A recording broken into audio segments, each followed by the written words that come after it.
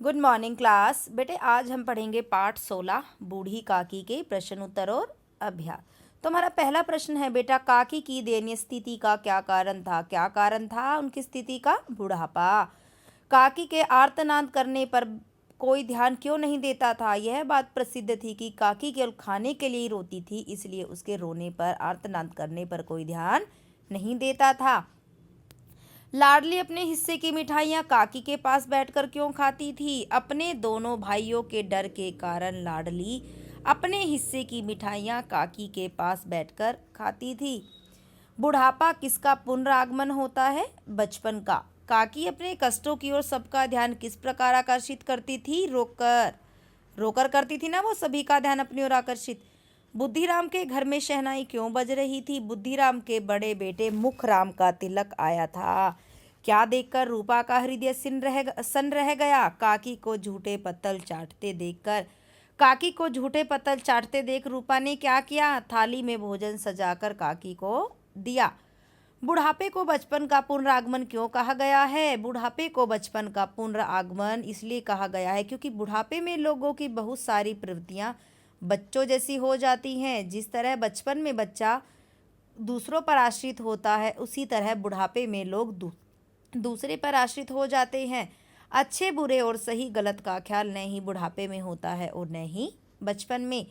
काकी ने अपनी सारी संपत्ति बुद्धिराम के नाम क्यों लिख दी थी? बूढ़ी काकी का बुद्धिराम के सिवा और कोई नहीं था, इसलिए उन्होंने अपनी सारी संपत्ति बुद्धिराम के नाम कर दी थी। लाडली क्यों परेशान थी? रात में सबके सो जाने के बाद उसने क्या किया? अपने माता पिता के द्वारा बूढ़ी काकी को भोजन न देने पर लाडली दुखी और चिंतित थी। रात में सबके सो जाने के बाद उसने अपने हिस्से की पूड़ियाँ बूढ़ी काकी को खाने को दी। खाने को लेकर काकी क्या क्या मंसूबे बांध रही थी? बूढ़ी काकी को खाने की सुगंध बेचैन कर रही थी। बूढ़ी काकी सोच रही थी कि पहले सब्जी से पूड़ियाँ खाऊंगी, फिर दही और शक्कर से कचौड़ियाँ रायते के साथ मज़ेदार लगेंगी। चाहे कोई बुरा माने भला, मैं तो मांग मांग कर खाऊंगी। रूपा का हृदय किस प्रकार प्रवर्तित हुआ? बूढ़ी काकी को झूठे पत्तलों पर से पूड़ियों के टुकड़े उठा उठा कर खाते देख रूपा का हृदय सन्न हो गया। उसे बूढ़ी काकी के प्रति किए गए अन्याय और अत्याचार का भारी पश्चाताप हुआ। इस प्रकार रूपा का हृदय परिवर्तन हुआ। घर के लोग काकी से उपेक्षापूर्ण व्यवहार क्यों करते थे? वृद्धों को ऐसी स्थिति से किस प्रकार बचाया जा सकता है? कुछ सुझाव दीजिए। बूढ़ी काकी ने पहले ही अपनी सारी संपत्ति अपने भतीजे बुद्धिराम को लिख दी थी। संपत्ति लिखवाने के बाद बुद्धिराम और उनकी पत्नी बूढ़ी काकी से उपेक्षापूर्ण व्यवहार करने लगे थे। अपने माता पिता का यह रंग देखकर लड़के भी बूढ़ी काकी को अधिक सताने लगे। वृद्धों को ऐसी स्थिति से बचाने के लिए प्रत्येक व्यक्ति को वृद्ध लोगों को स्नेह व सम्मान देना होगा। सरकार को भी वृद्धावस्था पेंशन में वृद्धि करनी होगी ताकि हर एक वृद्ध व्यक्ति आर्थिक रूप से आत्मनिर्भर बने। पाठ के आधार पर लाडली का चरित्र चित्रण कीजिए। इस कहानी में लाडली ही एकमात्र प्राणी थी जिसे काकी से स्नेह था। वह अपने खाने की चीजें काकी से बांटती थी। इससे यह सिद्ध होता है कि वह दूसरों की भावनाओं को समझती थी और उनकी इच्छाओं को पूरी करने की कोशिश करती थी। वह बुजुर्गों से प्रेम और आदर के साथ पेश आती थी। अब आगे को क्या क्वेश्चन है? पाठ के आधार पर रूपा का चरित्र चित्रण कीजिए। इस कहानी में रूपा घरेलू कामकाजी महिला थी। वह स्वभाव से तीव्र परंतु ईश्वर से डरती थी। रूपा स्वभाव से गुस्से वाली थी और बात बात पर चिल्लाती थी। इस कहानी में वह बूढ़ी काकी की उपेक्षा और अपमान करती है, पर अंत में उसे एहसास हो जाता है उसने बूढ़ी काकी के साथ गलत किया और वो भगवान से माफ़ी मांगती है। आगे एक्सरसाइज के प्रश्न है बेटा। काकी किसके साथ रहती थी? अपने भतीजे के साथ। लाडली किसके डर से अपने हिस्से की मिठाइयाँ काकी के पास बैठकर खाती थी? अपने भाइयों के डर से। रूपा की परेशानी का क्या कारण था? कार्य का भार।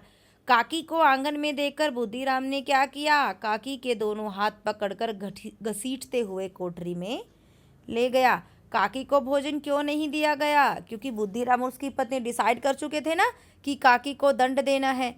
थोड़ी सी वर्षा ठंडक के स्थान पर गर्मी पैदा कर देती है। पाठ के संदर्भ में इसका क्या अर्थ है? थोड़ी सी पूड़ियों ने काकी की क्षुधा को और उत्तेजित कर दिया था। अब हमें संधि विच्छेद करना है आगे। पुनरागमन, पुनः प्लस आगमन। रसास्वादन, रस प्लस आस्वादन। यद्यपि, यदि प्लस अपि। स्वाद इंद्रिया, स्वाद प्लस इंद्रिया। कंठा अवरुद्ध, कंठ प्लस अवरुद्ध। सदिच्छाएं, सत प्लस इच्छाएं। आगे भाववाचक संख्या बनानी है हमें। बूढ़ा, बुढ़ापा। बेचैन, बेचैनी। व्याकुल, व्याकुलता। अनुकूल, अनुकूलता। बच्चा, बचपन। कठिन, कठिनता भी हो सकता है और कठिनाई भी हो सकता है। निर्जल, निर्जलता। अधीर, अधीरता। आगे नीचे दिए गए शब्दों से उपसर्ग और प्रत्यय अलग अलग करना है बेटा में। पहले प्रत्यय अलग कर लेते हैं। प्रत्यय क्या होता है? जो शब्द के अंत में लगते हैं ना, मूल शब्द के अंत में लगकर एक विशिष्ट अर्थ पैदा कर देते हैं। अब देखिए, स्वाभाविक, स्वभाव प्लस इक। मसालेदार, मसाले प्लस दार। दीनता, दीन प्लस ता। वार्षिक, वर्ष प्लस इक। कठिनाई, कठिन प्लस आई। संपूर्ण, सम प्लस पूर्ण। विद्वेष, वी प्लस द्वेष। अतिरिक्त, अति प्लस रिक्त। अत्यंत, अति प्लस अंत। प्रबल, प्र प्लस बल। वीडियो को देखकर एक्सरसाइज को समझना है, एक्सरसाइज कंप्लीट करनी है, क्वेश्चन आंसर करने हैं। अगर कुछ डाउट रहता है तो मैम आपको लाइव क्लासेस में समझा देंगे। Okay, bye class.